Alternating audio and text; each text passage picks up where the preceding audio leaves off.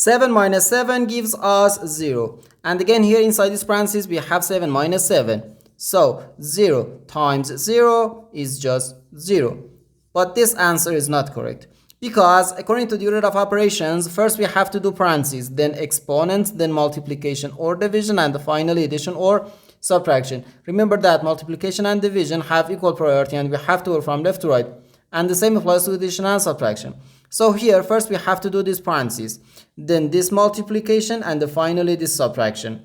If we do this subtraction before this multiplication, it is wrong.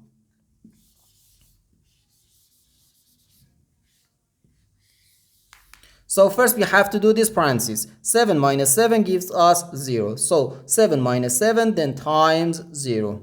7 minus 7 then times 0. Now we have to do this multiplication. 7 times 0 is just 0. So 7 minus 0 equals 7. And this is our final answer to this problem.